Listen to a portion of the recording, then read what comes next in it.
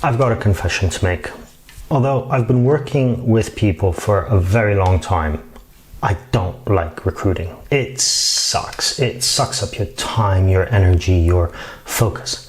Now, don't get me wrong. Hiring the right people for your business is critical. In fact, I'm deeply convinced that the key to organizational and business success comes from your ability as a leader, as a hiring manager, to engage, hire, and retain top professionals, the A players, the people who will ultimately help you drive your business forward.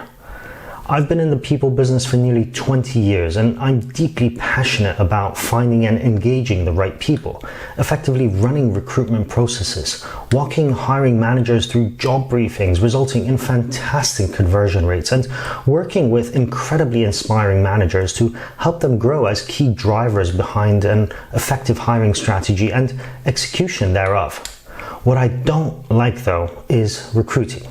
Now, at this point, you're probably scratching your head and saying recruiting, recruitment, potato, potato, isn't it the same thing? Well, no, it's not. You see, recruitment is a strategy, a process, a contingency and retention plan, a business essential practice. Most importantly, it is premeditated. Your business is reliant on its ability to plan and execute on your recruitment strategy. And how you execute on recruitment is probably the single most impactful thing you as a manager can do.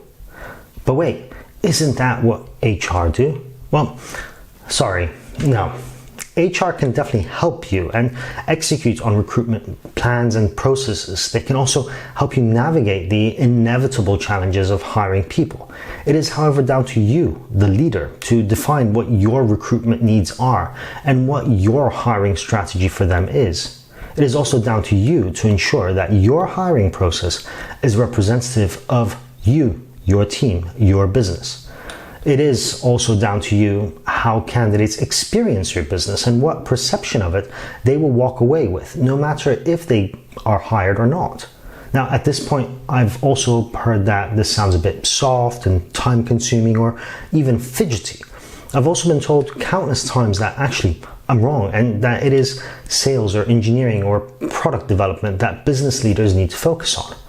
That is, after all, what the company is building and selling and making money off of, right? Well, here's the thing. Unless you're able to attract and hire the right people who can execute on those critical jobs in engineering or product or whatever else, you will have no product or business to talk of. If people have a bad experience with your business as a candidate, you can also be sure that the word will get out and ultimately it can damage your reputation quite severely. This is why, as a business leader, recruitment stands at the center of everything you do. Get it right and you get the people that will empower and enable you to win. Get it wrong and you're stuffed, toast, dead in the water. So what is this about disliking recruiting, and what do I mean? Well, recruiting in itself is focused on just executing the act of hiring. There are many recruiters and recruiting organizations occupying this space. In most cases, recruiting is reactive and transactional, and here's why. Most companies go to market to recruit in two specific instances. Firstly, when they're growing and their team is stretched or has an experience gap. Or secondly, when someone leaves and they need to make a replacement hire. In both cases, hiring is a reaction to your circumstances. You're playing catch up to the needs of your business. This also means that when you start recruiting, you get sucked into it to fix a problem. Now, as you need to make the hire soon, your focus shifts to the immediate needs of the business. You want to complete the hiring transaction and, well, fix the problem. This in itself becomes a problem, as it is ultimately shifting your focus away from the big picture. Now, recruiting is cumbersome, frustrating, and sucks up a lot of time that personally, as a business founder and leader, I would much rather invest into working with clients and on my mid and long-term business objectives. Recruiting is too often a knee-jerk reaction to circumstances. Instead of getting sucked into recruiting for the here and now, you should have more clarity and contingency planning. You need to focus more on your people and recruitment strategy. Now, I know what you're thinking. This all sounds cool, Konstanty, but I need to fill a gap on my team now, and how will I do that without, well, recruiting? Well, as with all things, it is best to start with a little bit of perspective and a great question. Why?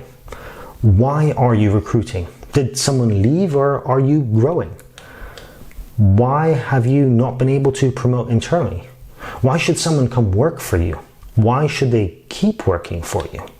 Understanding this and these basic questions will help you set a course of action better and define your needs more clearly.